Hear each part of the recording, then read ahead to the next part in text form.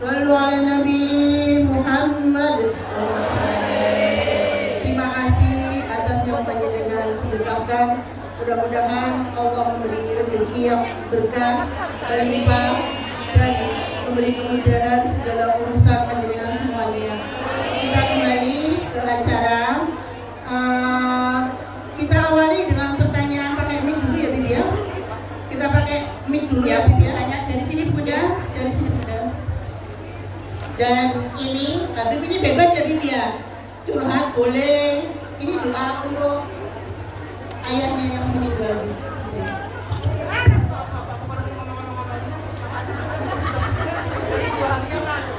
Assalamualaikum, Habib. Mau tanya dong, kalau seseorang lelaki mau login tapi nggak sunat itu gimana sih? Gimana? Ada lelaki yang mau login untuk pernikahan tapi nggak sunat, itu gimana hukumnya? Atau sunat dulu baru login? Thank you. Oke.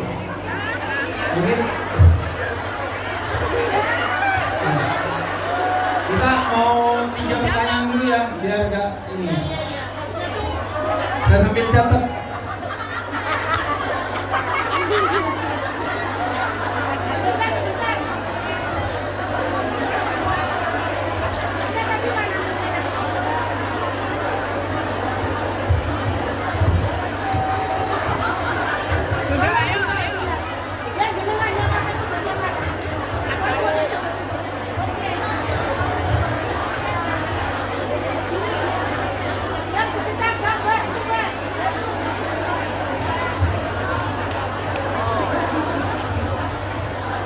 Assalamualaikum, Habib.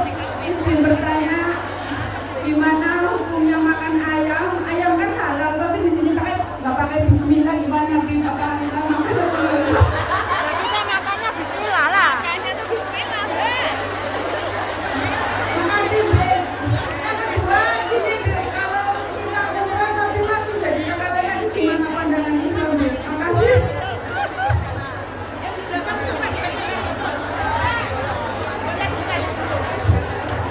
Assalamualaikum warahmatullahi wabarakatuh. Habibnya lagi pacaran, Bib. Sebenarnya saya penggemar Habib. Saya selalu mengucapkan kasih Habib. Jadi sama Om Ben, sama Alan, sama Habib jangan grogi. Saya mau bertanya Habib. Saya seorang istri, saya seorang ibu, dan saya seorang anak. Saya mau tanya,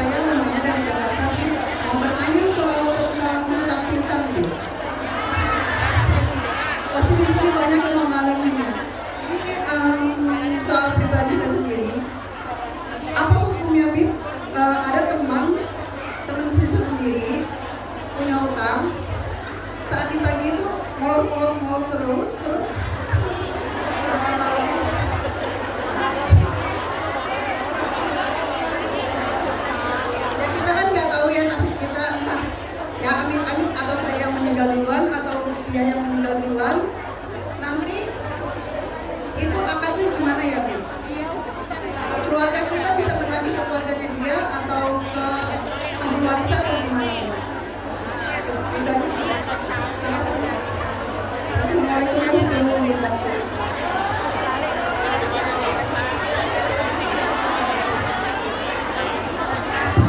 Oke, saya jawab dulu ya nanti. Ini waktunya banyak kok. Insya Allah masih banyak banget. Saya jawab cepat aja. Pertama soal sunat.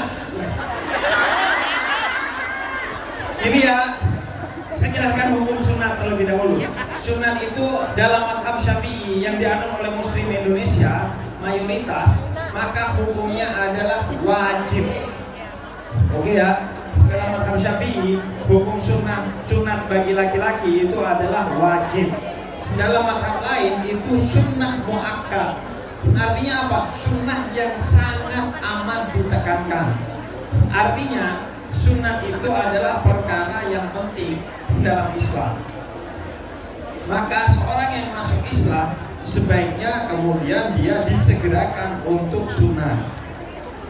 Kemudian yang kedua, apakah pernikahan orang perempuan muslimah dengan seorang muslim yang belum sunat itu sah? Hukumnya sah.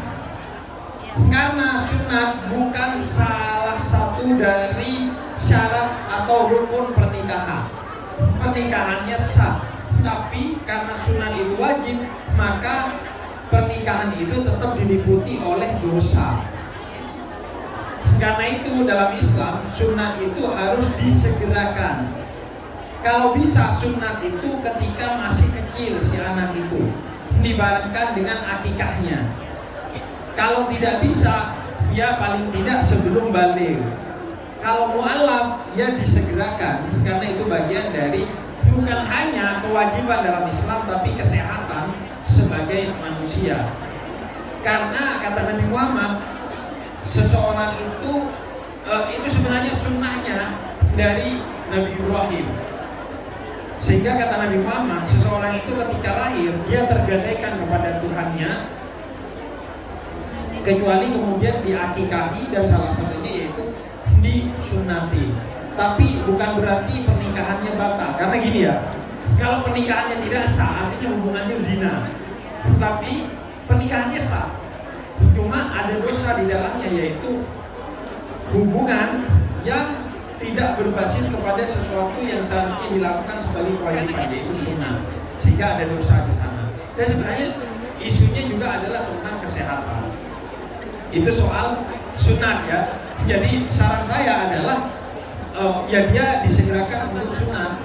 Apalagi sekarang dengan teknologi yang begitu canggih, jadi sunat itu bukan perkara yang sulit sebenarnya bagi setiap orang. Bahkan kalau di Indonesia dan di beberapa negara lain kan, tren sunat itu tidak ada kaitannya dengan agama.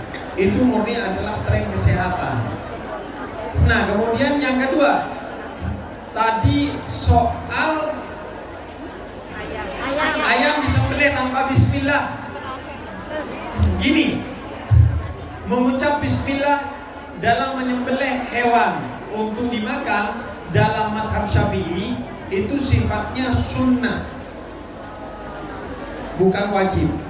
Artinya kalau tidak dilakukan tidak apa-apa, makanannya boleh tetap dimakan, tapi kehilangan satu pahala yang bisa didapatkan dengan mengucapkan bismillah. Mengucapkan bismillah itu penting, karena begitu mengucapkan bismillah artinya kita mengajak Allah untuk ikut serta dalam kebaikan tersebut, dalam hal tersebut. Artinya ada pahalanya dan Allah ikut menjaga. Kalau makanan, dalam makanan itu Allah ikut menjaga. Tapi kalau nggak pakai bismillah, apakah makanannya halal? Halal. Dengan asumsi yang disembelih yang halal. Kalau babi Anda mau bismillahin dan baca Quran 30 juz tetap aja. Yang haram itu gimana? Yang haram itu kalau yang nyembelih non muslim, tapi dalam penyembelihan itu, sesembelihan itu dipersembahkan atas nama atau untuk Tuhan dan sesembahan dia, baru itu haram.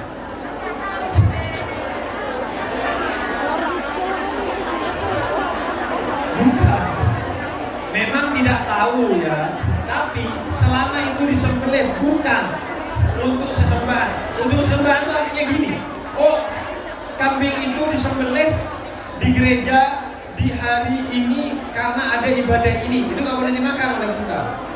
Atau yang sering melakukan itu sebenarnya orang Yahudi. Orang Yahudi nyembelih hewan untuk persembahan kepada Tuhannya, kayak kita kurban. Tapi kalau yang nyembelih biasa dan yang melakukan non-muslim nggak pakai bismillah, maka sesembelihannya tetap sah. Artinya boleh dimakan oleh seorang muslim. Tapi kan ada yang kita benar-benar gak tahu. Hukum berlaku bagi orang yang tahu-tahu aja dan sudah mencari tahu. Artinya nanya ke orangnya, ini sembelihannya aman? Oh aman, ya udah. Tapi dia berbohong, urusan dia dengan Tuhan, bukan urusan kita. Sama-sama. Kemudian yang ketiga tadi, yang ketiga itu ulang. Gini ya, sebenarnya seorang anak itu tidak memiliki kewajiban untuk menafkahi orang tuanya. Itu satu. Kita bicara hukum.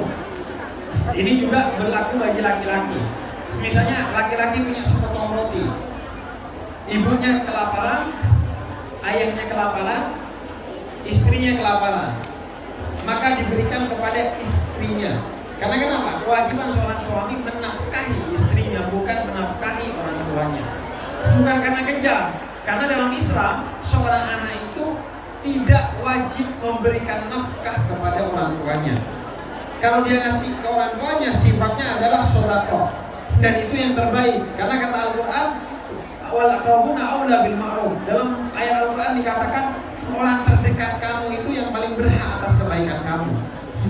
Makanya kita tetap berbakti kepada orang tua, tapi bukan berarti terikat untuk menafkahi. Begitu juga, Anda itu ke suami kan bukan kewajiban menafkahi. Anda ini membantu, hitungannya sedekah kepada suami, sedekah kepada anak, karena yang wajib menafkahi anak itu suami, bukan istri, bukan ibu. Makanya itu yang membuat Anda semua di sini menjadi begitu mulianya.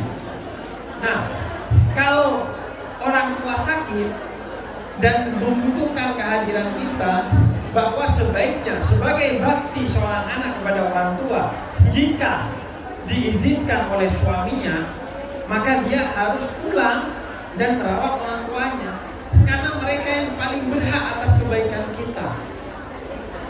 Mereka yang telah membesarkan, melahirkan. Bahkan ada 3 hal yang sejahat-jahatnya orang tua kamu, dia pasti pernah baik. Pertama, mengandung kamu 9 bulan, gak bisa ditukar dengan apapun. Yang kedua, melahirkan kamu. Dan yang ketiga, menyusui kamu. Itulah yang dimaksud oleh Nabi, ibumu, ibumu, dan ibumu. Bib, saya gak disusui, tapi kan dilahirkan, tapi kan dikandung, dan itu tidak bisa dibayar dengan apapun. Maka seburuk-buruknya orang tuamu, dia pernah baik. Maka kita berdoa, Rabbighfirli wa liwalidayya warhamhuma kama rabbayani shaghira. Ya Allah, rahmat seperti rahmat ketika dia memberi rahmat kebaikan kepadaku di masa kecil. Maka merawat orang tua itu kesempatan yang mulia bagi kita untuk mendapatkan ridhonya orang tua, dan ridho orang tua adalah ridho Allah, dan untuk mendapatkan surganya Allah. Tapi tetap karena statusnya adalah istri dari seseorang, maka kita harus meminta izin kepada suami kita.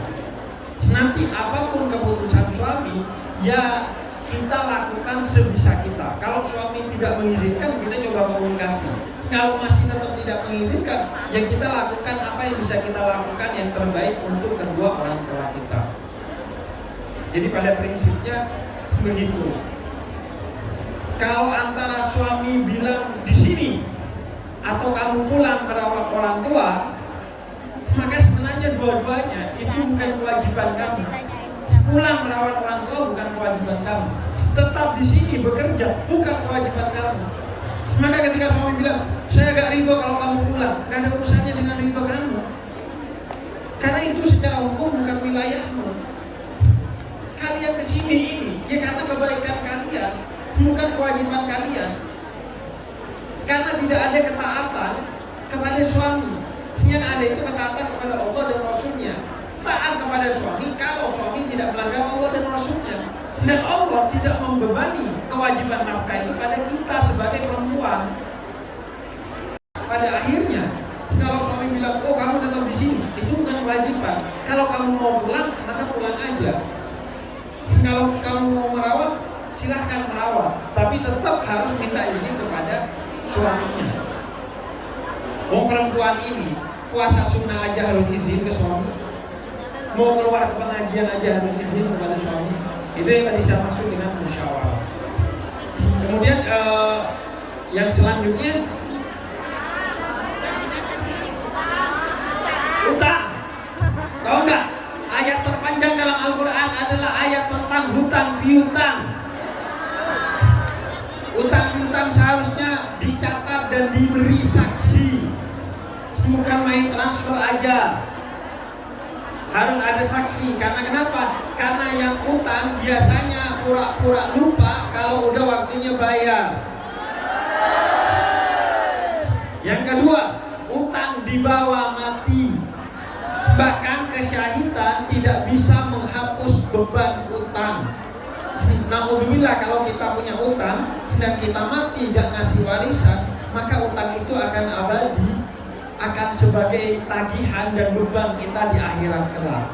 Mending kalau ada warisnya bisa dibayarin dari uang warisnya.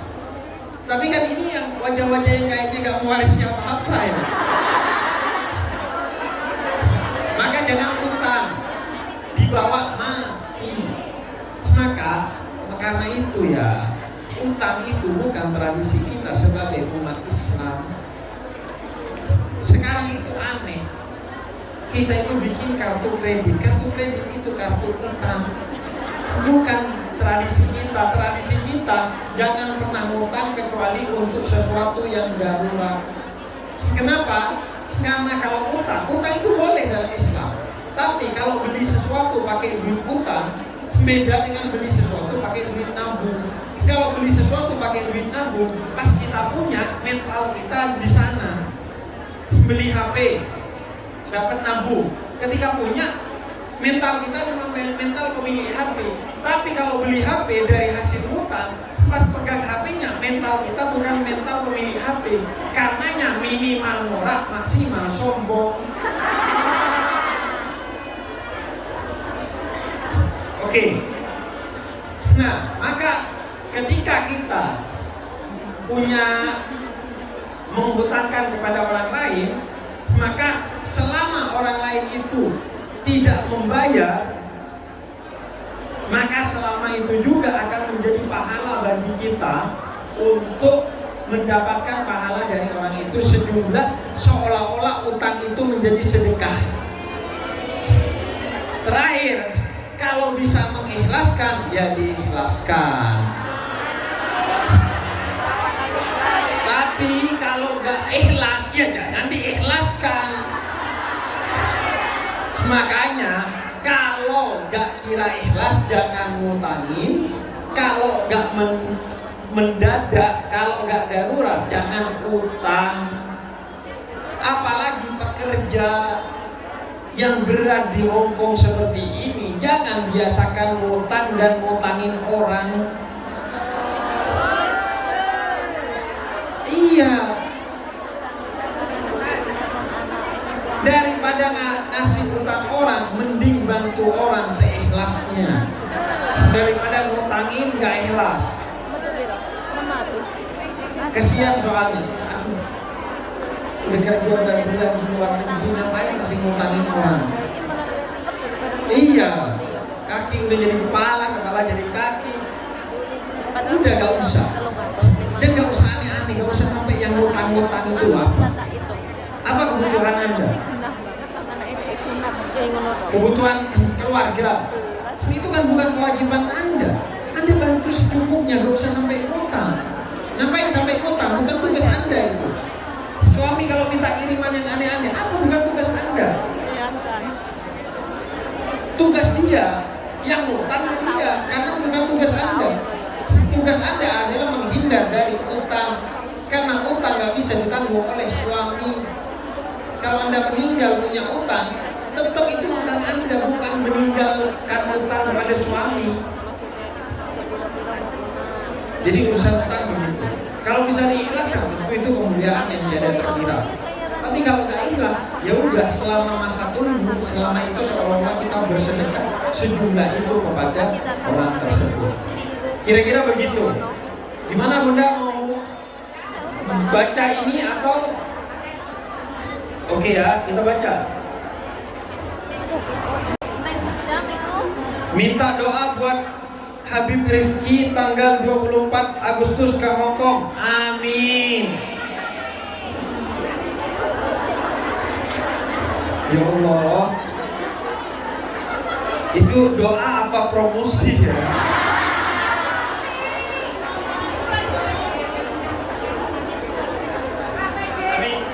Tapi selalu di sini masih rajin ngajinya, insya Allah itu jadi keberkahan tersendiri bagi kita. Assalamualaikum. Saya mau bertanya, kenapa kita harus bersikap bijaksana kepada orang yang pernah menyakiti kita padahal kita marah, kecewa atas perbuatannya? Karena kata Allah di dalam Al-Quran, ciri orang yang bertakwa adalah alladzina yunfikuna fis sarra'i wad dharra wal kadhibina ghaidha wal 'afina 'anil nas. Kata Allah, orang bertakwa itu siapa? Mereka adalah orang-orang yang wal kadhibina ghaidha, tidak marah ketika dibikin marah. Oh ya, ntar lagi ya nanya.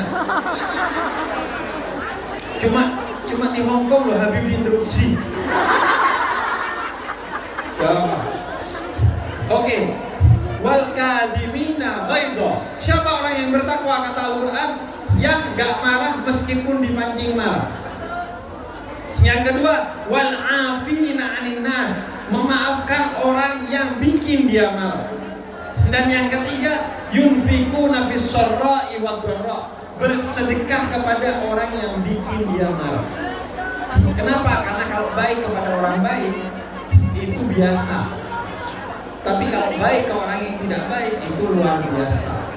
Kenapa juga Al-Quran mendidik kita untuk berlaku seperti itu? Karena kemarahan itu utamanya adalah menyakiti diri kita sendiri.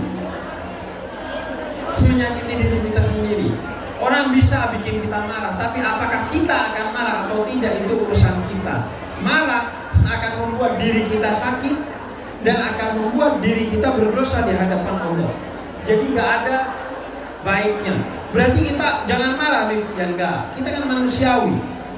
Artinya apa? Kendalikan diri kita. Kata Nabi Muhammad, kalau lagi berdiri marah, duduklah. Kalau lagi duduk marah, berbaringlah. Karena biasanya orang kalau marah dari duduk dia berdiri. Apa? Makanya kan, kalau nggak bisa nahan amarah, sebisa mungkin jangan sampai kelihatan di wajahnya. Wajahnya jangan merah. Nggak bisa, Bib, saya tetap wajahnya merah. Kalau bisa jangan sampai keluar kata-kata. Nggak bisa, Bib, keluar kata-kata. Kalau bisa jangan kata-kata yang buruk. Nggak bisa, Bib, kalau bisa jangan sampai main tangan. Pokoknya ditahan, dikendalikan. Marah itu mungkin di awal-awal manusiawi, tapi setelah itu harus ingat bahwa marah itu buruk, maka kendalikan diri kita. Karena yang rugi pertama dari kemarahan kita itu adalah kita. Bahkan kadang orang bikin marah kita karena pengen kita marah. Kayak anak kecil lempar batu ke dalam sumur. Yang ingin diharapkan suara dari dalam sumur. Kalau kita marah itu seperti suara, berarti dia menang. Assalamualaikum. Habib mau tanya, apa hukumnya sedekah subuh lewat aplikasi online? Jadi zaman itu kan udah berkembang ya. Zaman udah berkembang. kita diberi kemudahan oleh Islam yang mudah untuk mudah masuk surga. Salah satunya adalah melalui platform online. Platform online itu kalau digunakan untuk kebaikan maka jadi baik, kalau digunakan untuk kejahatan maka jadi jahat, jadi buruk. Begitu juga ngaji di online, boleh nggak? Boleh, tergantung ngajinya ke siapa. Ngaji di offline boleh, boleh, tapi tergantung juga ngaji offline-nya ke siapa. Karena online itu cuma platform aja. Begitu juga sedekah di online, boleh, boleh, tergantung tadi ke lembaga yang tepat atau tidak.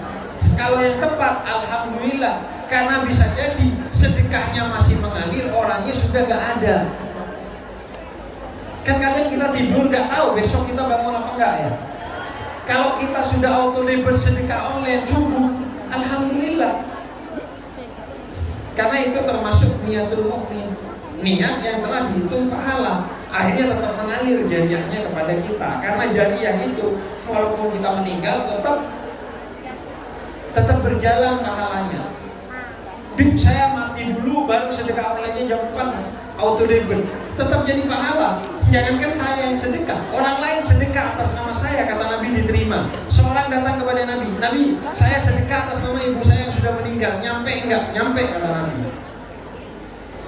Makanya kalau orang tuanya sudah meninggal, yang bisa dilakukan 3 hal. Pertama, doakan. Yang kedua, kebiasaan baiknya dilanjutkan.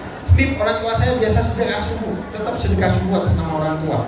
Orang tua saya biasanya ngasih makan orang tiap Jumat berkah, ngasih makan orang tiap Jumat berkah atas nama orang tua. Yang ketiga, berbuat baik yang di atas namakan orang tua kita. Salah satunya sedekah atas nama orang tua kita.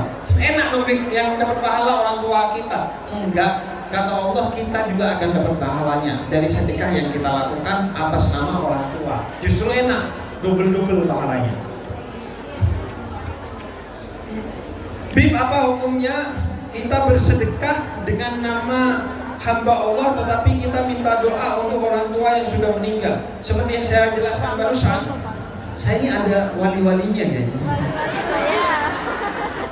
Jadi boleh sedekah atas nama orang yang telah meninggal dan meminta doa atas nama orang yang sudah meninggal, baik yang di atas namakan sedekah ataupun bukan.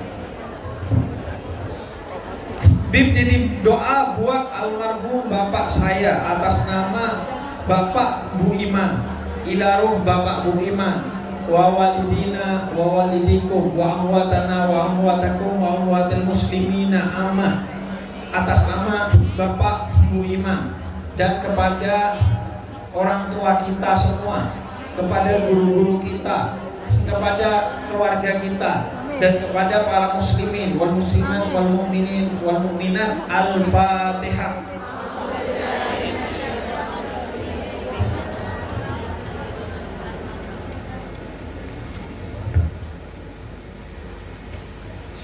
Bib, almarhum adik saya waktu subuh masih sholat dan sekitar jam 6 pagi dia pingsan dan tidak sadar lagi. Sampai besoknya kira-kira jam 1 dia meninggal. Yang saya tanyakan bagaimana sholatnya, mohon penjelasan. Bagi orang yang pingsan maka tidak ada taklif terkait sholat, maka sholatnya tidak perlu diqodho. Termasuk orang yang koma, pokoknya orang-orang yang hilang kesadarannya. Bib, minta doanya untuk Bapak Kusno, bapak saya yang sedang sakit. Ada nama penyakitnya tapi nggak perlu saya sebutkan. Dan ibu mertua saya yang juga sakit di rumah. Kepada Bapak Kusno dan ibu mertua dari Sahibul Hajat, Allah yasfihim, semoga Allah menyembuhkannya, mengangkat derajatnya dengan sakitnya, memulihkannya, dan mengembalikan kepada keluarganya dalam keadaan sebaik-baiknya. Jika panjang umur jadi kebaikan, dipanjangkan umurnya.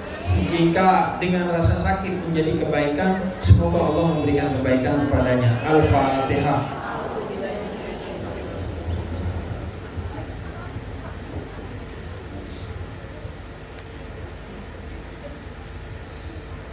Bib, suami saya minta pulang. Saya saya harus bagaimana? Ya pulang. Asalkan suaminya dimintai komitmen bahwa jangan cuma nyuruh pulang lo juga kerja yang benar. Benar langsung, woi. Maklum, udah 22 tahun di sini, terlanjur betah. Karena kenapa? Karena untuk sesuatu yang di luar kemaksiatan, maka kita harus taat kepada suami kita. Jadi kalau suami nyuruh pulang, ya pulang. Tapi ditanyakan bagaimana ekonomi keluarga kita, karena ini tugas dia. Maka dirundingkan soal hal itu. Gini ya, ibu-ibu, bapak ya. Pondasi utama keluarga itu adalah tadi dalam Al-Quran, syura, musyawarah. Jadi biasakan berkomunikasi dengan baik bersama orang-orang yang ada di rumah. Biasakan berkomunikasi dengan baik. Jangan seolah-olah semua jadi masalah karena komunikasi kita tidak baik dengan mereka. Bib, nitip salam buat Om Deddy botak dan Vidi, semoga cepat sembuh, diangkat penyakitnya. Amin. Kalian orang baik loh. Bib, nama saya Siska dari Purwokerto. Apakah dosa kalau saya tidak ingin menikah lagi?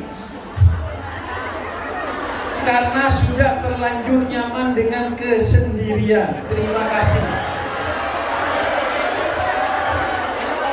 Apa hukum nikah? Hukum nikah tergantung. Nikah menjadi wajib kalau dengan tidak menikah kita akan berbahaya, terjerembab dalam zina dan lain sebagainya, maka nikah menjadi wajib. Kalau nggak nikah akan membahayakan diri kita, maka nikah wajib. Nikah menjadi haram kalau dengan menikah akan membahayakan diri kita atau orang lain. Loh, dipaksakan menikah, akhirnya suaminya tersiksa karena menikah dengan orang yang nggak ingin menikah, maka nikah menjadi haram. Maka kembali ke diri kita sendiri. Apakah ada ulama yang tidak menikah? Banyak. Imam Nawawi tidak menikah, Ibnu Taimiyah tidak menikah. Tapi ingat, menikah itu pada dasarnya sunnah Nabi. Kata Nabi, an-nikah sunnati wa man raghiba an sunnati falaysa minni. Nikah itu sunnahku, maka kalau nggak nikah tanpa alasan, maka bukan golonganku. Para ulama menikah, para ulama itu yang memilih tidak menikah karena mengedepankan mencari ilmu dan ngurusin umat. Kalau kamu ngerasa, Bib, saya kalau menikah kayaknya bahaya bagi diri saya, Bib, saya lebih nyaman sendiri, ya maka silahkan tidak menikah. Tapi potensi-potensi pahala dari pernikahan Anda tidak dapatkan. Artinya tidak ada kewajiban dalam menikah. Kembali ke diri kita sendiri. Dan ingat ya, nikah itu adalah hak perempuan. Cerai itu adalah hak laki-laki. Yang bekerja sama yang tidak diperhitungkan dengan tepat. Kadang ada orang temenan tapi ingin upgrade pertemanannya dengan bekerja sama, justru malah jadi putus karena bekerja sama itu. Seperti dua orang yang hadir di tempat ini. Tapi pada akhirnya perbaiki hubungan kita dengan baik sebisanya, dan setelah itu ya udah lupakan, jangan pernah berhubungan lagi. Tapi tetap hatinya tidak membenci dia, karena yang rugi bukan cuma yang merasa tertipu, bukan hanya yang merasa menipu, tapi yang merasa tertipu juga rugi dengan putusnya silaturahmi.